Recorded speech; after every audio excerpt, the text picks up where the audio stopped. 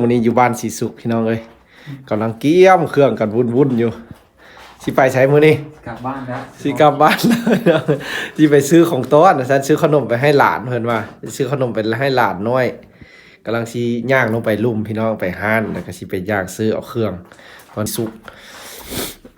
กับขอบใจพี่น้องเด้อที่ติดตามพี่น้องเอ้ยรับชมพวกเขาอยู่รัสเซียกับแบบนี้แหละเฮือนซานที่อยู่กันได้พี่น้องเอ้ย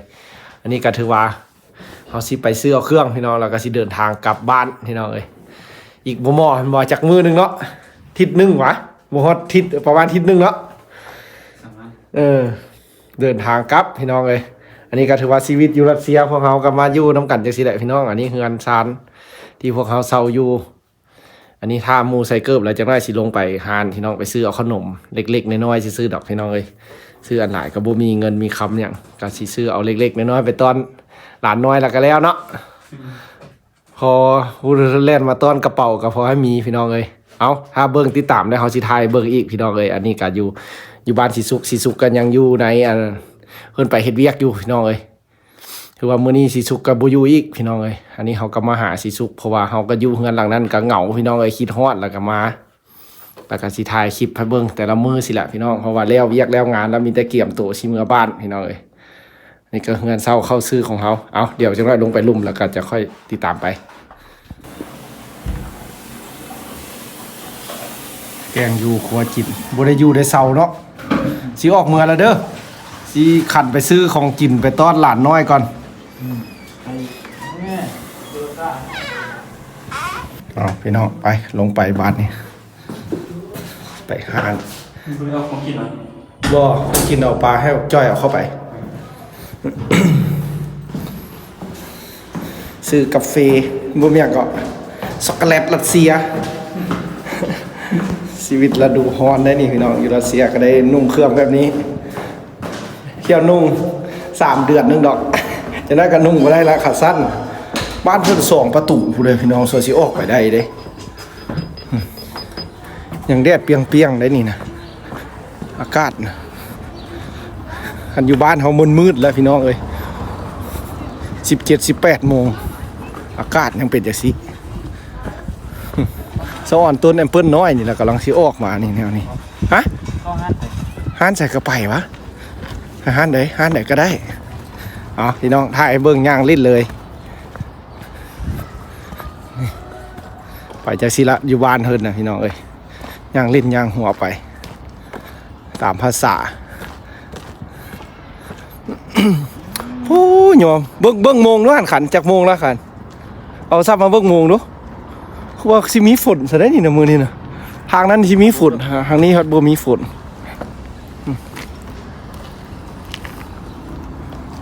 ไปจากโมงขึ้นนะ17 โมงเอาขึ้นมาเบิ่งดีๆแม่นบ่เห็นเด้โอ้โทรศัพท์มันก็มืดว่า19 โมง26 นาทีอยู่รัสเซียคันอยู่บ้านเฮาแล้วแม่น17 โมงอยู่บ้านเฮานะบ้า21เอ้า21ใส่เบิ่งเอา19เลยดิอยู่นี่19โอ้แม่นละอยู่พุ่น21 21 โมงครึ่งเหรอเอ้ากูคือเห็น17หั่นอยู่หมดสกูหรอโอ้ตัวเองแล้วตั้งโมง2 3จังหวะนี่พี่น้องบ้านเฮินย่างลิ้นจังซี่ได้ยามฮ้อนนะไปพุ่นเหรอไปพุ่นก็ไปไปพอดีพุ่นเนาะอัมบ้าก็ได้ห้านใดก็ได้นะย่างลิ้นเลยนี่ยามแรงนะพอดีเลยไปเฮือนหนังนั้นเอาเกิบเลยพอดีเอาเกิบนั้นมาไว้ใส่ถุงไว้เลยเกี่ยมเส้นทางเขาเจ้าเอ็นไม้ได้นี่ถามมาสีมาลายไม้เลยนี่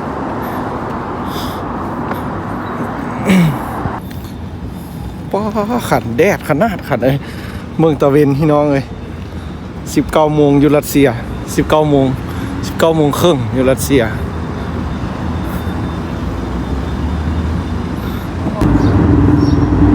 ป้าเส้นทางคักได้พี่น้องเด็ดรถจักรพี่น้องครับก็เห็นเส้นทางแถวนี้งามเด้อทางรถทีบทางคน คักอย่างเล่น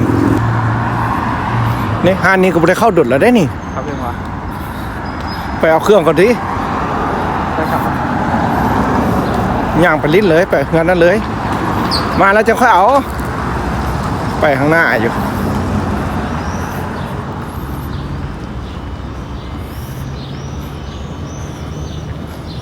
เราดูฮ้อนอยู่รัสเซียเอาพี่น้องเอ้ยขอบใจเด้อฝากติดตามเป็นกำลังใจให้พวกเขาเด้อในเวลาเดินทางพี่น้องเอ้ยนี่สุกร้อนนี่คือดำกั้มแฮะ พี่เหนียว เนี่ยแอมเปิลดำอ่ะนี่ป๊าเป็นส่วนน้อยเลยเนาะ รัสเซียเขากินเลย จินวะเขาก็เห็นเห็นจินวะเห็นวะเด็กน้อยที่เด็กน้อยก็จินผู้ใหญ่ก็สิจินเลยแล้วที่ป่าคือมักกะทันอยู่บ้านเฮาแหละเนาะมีสะเลยมักกะทันมะขามคืออยู่บ้านเฮาฮะ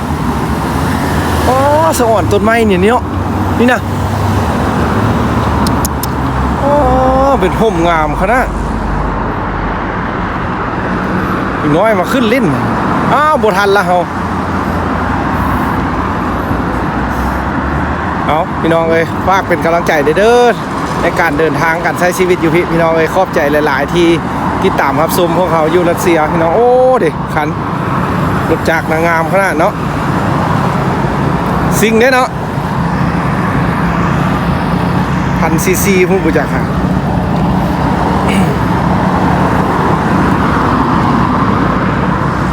ท้องฟ้ายามแรง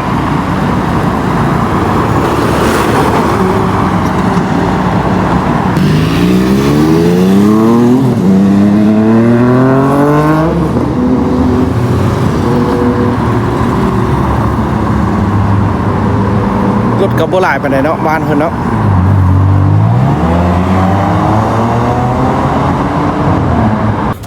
ไฟแดงตัวนี้ไวเลยตัวนี้นะ15 วิหนึ่งเลยสาวว่า15ทั้งย่างทั้งเล่นเลยเดี๋ยววิดละเอามาเอาเกิบพี่น้องเสียเอาเกิบไปใส่กระเป๋าไว้เลยเพราะว่ากระเป๋าเสียไปเกี่ยมไว้บ้านสีสุกคุณพี่น้องเลยเพราะว่าบ้านสีสุกงอคิวรถเมย์เวลาเขาไปขึ้นรถเมย์แล้วก็ไปสนามบินเลยเราพอดีย่างมาเอาเกิบเลยพี่น้องเลยอันนี้กับหมู่ที่อยู่น้ำกันนี้พี่น้องที่มาใช้ชีวิตน้ำกันอยู่รัสเซียนี่ละแล้วก็พวกเขาเมื่อแล้วก็ยังมีอีกที่รุ่นน้องที่มากำลังมาพี่น้องเอ๋ยพอดีแลกเปลี่ยนกันอันนี้ถือว่าเขามาอยู่ดน6 ปีถือว่าตามสัญญาแล้วก็ถึงเวลาก็ได้กลับบ้านพี่น้องเอ๋ย นี่แหละสัญญา ตามสัญญาแล้วก็กลับบ้าน สัญญา6 ปี สัญญา6 ปี ฮอดสัญญาแล้วก็กลับเปลี่ยนเปลี่ยนผู้ใหม่บ่แม่นคนรัสเซียละหมดสัญญากับรัสเซียแล้วกลับไปบ้านเฮาบ้านนี่ เป็นคนลาวแล้ว ไปเฮ็ดนา ให้ไถนาอยู่บ้านพุ่นละพี่น้องเอ้ยนี่ล่ะอันนี้เฮือนเฮาเด้อพี่น้องอันนี้นะคือว่าเฮามาเอาเครื่องพอดีหมู่มาแล้วก็เอามาเอาเครื่อง ลูกก้านเนาะ ช่วงนี้เลยดำให้ดำนานะ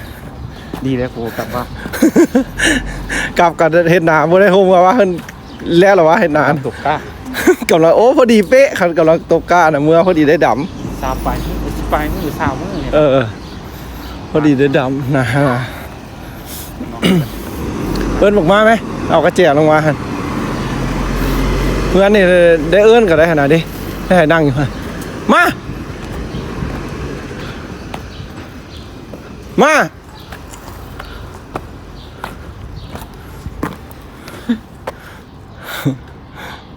ถูกได้ เฮือนก็เฮือนเก่าเลยพี่น้องโทรศัพท์ก็โทรบ่ได้บ่คือเฮือนสิสุก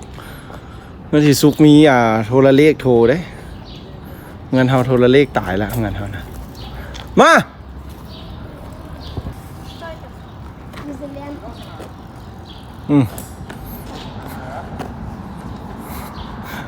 กระเจ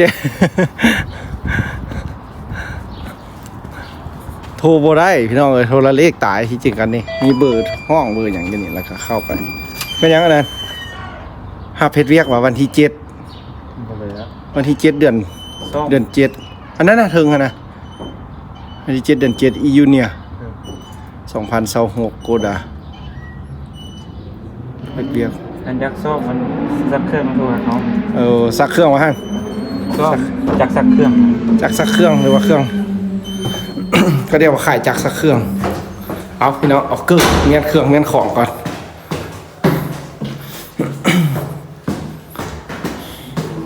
โอ้มืดเนาะ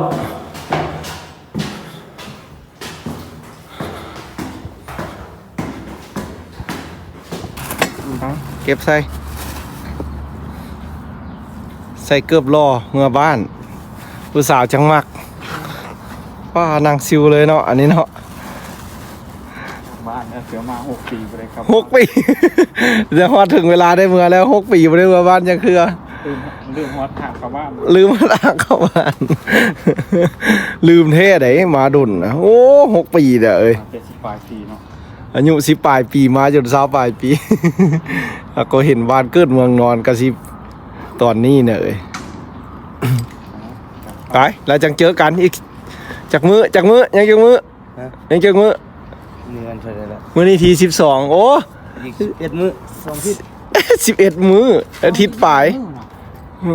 25นะฮอดบ้านน่ะ เสาเสื้อ 3มื้อพุทธ ไปจากมือก็ย่า ยังก็ อีกทีนึง ไปยังเนาะเดิน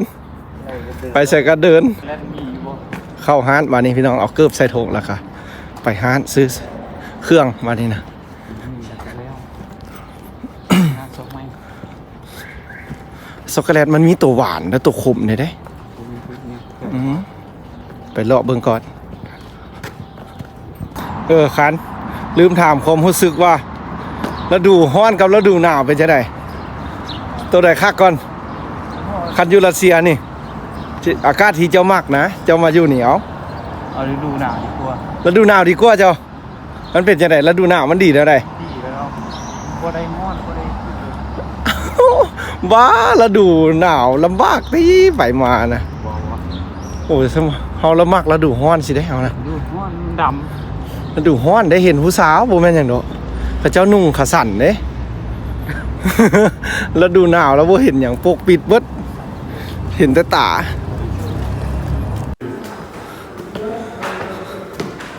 สั้นถึงได้เครื่องหลายจังได้เลือกหลาย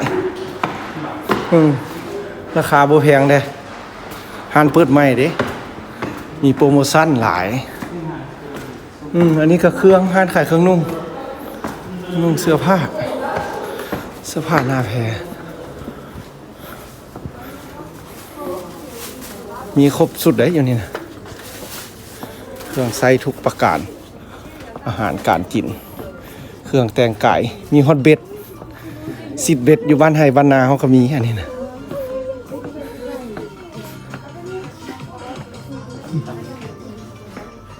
อุปกรณ์แต่งเฮือนแต่งซาน ำสีมังสีมัน เครื่องเฮ็ดเวียกหัตถกะอันหยังก็ปลูกสร้างว่าซั่นๆเนาะ ก่อสร้าง ก่อสร้างประเทศก่อสร้างมีคันเบ็ดมีเบ็ดโอ้ดิดิเรื่องบักงามๆนี่เบ็ดนะ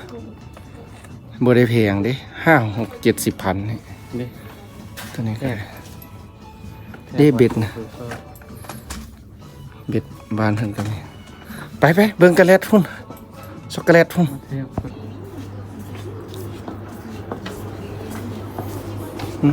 ฮานมีนี่ยำบ่มีเนาะ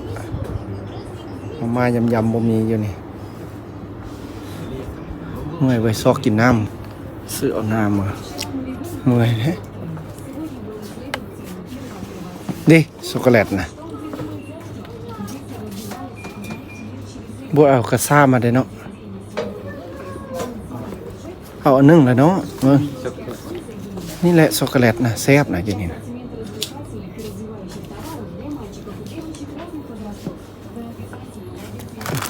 นี่แหละซื้อให้ในคุณน้อยนะช็อกโกแลตอันนี้แหละแซ่บนะ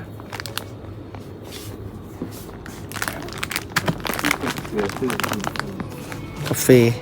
ใส่ดิสา น้ำซาแจ่กาแฟตัวนี้ก็คักเด้อนี่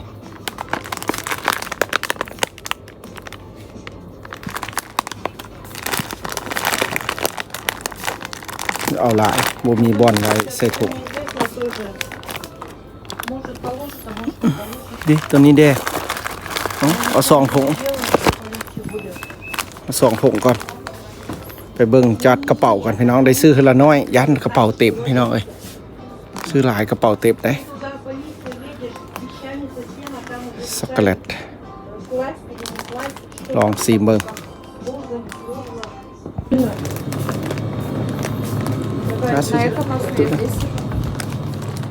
ตัวเป็นแผ่นนี่เนาะ Пакет тоже будет? เนี่ยนี่นะ Карта будет в магазине? По карте оплата, да? เนี่ยอลิส Наличка 280.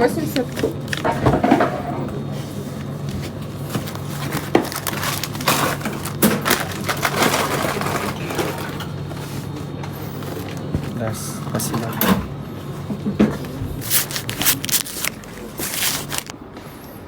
เอาคนละน้อยพี่น้องซื้ออันเล็กน้อย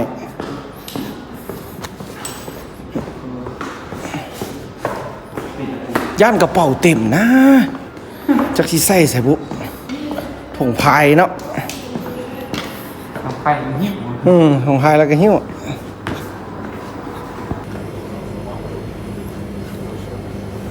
คันเห็นอันนี้แล้วแม่นรัสเซียเราได้พี่น้องอันนี้นะหน้าตาแบบนี้ช็อกโกแลตรัสเซีย รถลงไหล ฮะ รถลงไหล รถนี่ส่วนรถไปอยู่บ้านเขาบอกแพงๆพุทธอันนี้นะ ตัวนี้ ตัวนี้ก็คักนะของขวัญแท้ๆเลยมาจากรัสเซียรถเนี่ย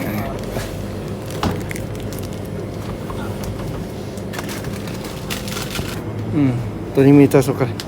นี่ตัวดำๆนี่ป้อแพงอีกตัวนี้ โคลยก่อน คาราสูงนะนี่สารัสเซียเลยนี่นะของรัสเซียแท้อันนี้นะ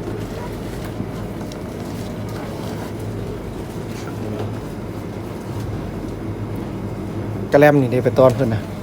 ยามฮ้อนนะกินกระแลมเอาจักอัน ที่ผู้เปิดก่อน เอาจักอัน2-3 อัน รถ16%ซื้อก้อนไปใส่ถุงใส่คนละน้อยคันถุงเขาเหลือแล้วมาเอาอีกเพราะว่าเขาก็ยังหลายมืออยู่ ซื้อไปใส่ถุงไว้คนละน้อย กัน มือนี้เฮือเขาอยากได้อันนี้มือหน้าอยากได้อันใหม่อีกต่างกันไปเด้ 10 กะลา 80 กรัมพุ่นน่ะเอาหลายบ่ได้เด้ ซื้อคนละน้อยพี่น้องเขาเทื่อมยังมีเวลาอยู่10 ปลายมื้อเทื่อมื้อนี้เขามักอันนี้มื้อหน้ามักอันใหม่อีกเด้20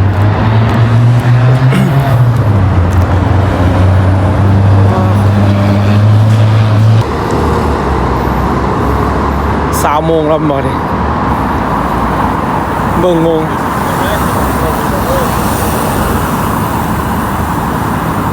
เป็นเรื่องสนุกเนาะขี่รถทีบอยู่เฮ้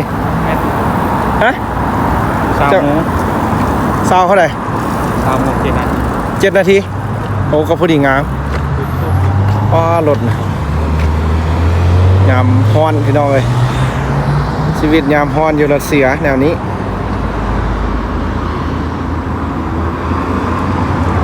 พี่น้องเอ้ยถือว่ามื้อนี้เขากามาซื้อเอาเครื่องเล็กๆน้อยๆพี่น้องเอ้ยเพื่อเป็นคลิปน้อยๆเด้อที่ถ่ายให้เบิ่งพี่น้องเอ้ยเพราะว่าการใช้ชีวิตอยู่พี่น้องเอ้ยวิถีชีวิตอยู่บ้านเพิ่นพี่น้องเอ้ยการพวกเขาที่มาอยู่พี่คนลาวที่มาอาศัยอยู่ในรัสเซียก็ถือว่าเป็นคลิปแบบธรรมดาพี่น้องเอ้ยที่พวกเขามาใช้ชีวิตกันอยู่พี่หลายคนหมู่คู่เขาก็ถ่ายให้เบิ่งแบบเป็นสิ่งที่การไปมาเป็นแนวใดพี่น้องในฤดูร้อนเขาก็ซื้อเอาเครื่องมื้อนี้นะกาเฮาซื้อหลายก็บ่ได้พี่น้องเอ้ยเพราะว่าเครื่องเฮาได้เตรียมไว้เทื่อละเล็กละน้อยมื้อนี้เขาอยากได้อันนี้มื้อหน้าเขาอยากได้อันนั้นอีกนะก็ซื้อเอาตามงบประมาณเฮามีพี่น้องเอ้ยว่ามีงบน้อยก็ซื้อตามน้อยมีงบหลายก็ซื้อตามหลายอันนี้เฮาก็สิย่างไปบ้านสิสุกแล้วก็สิเอาเครื่องไปเกี่ยมไว้พุ่นพี่น้องเอ้ยเพราะว่าเพื่อนสิสุกมันเป็นแบบหม้อคิวรถเมล์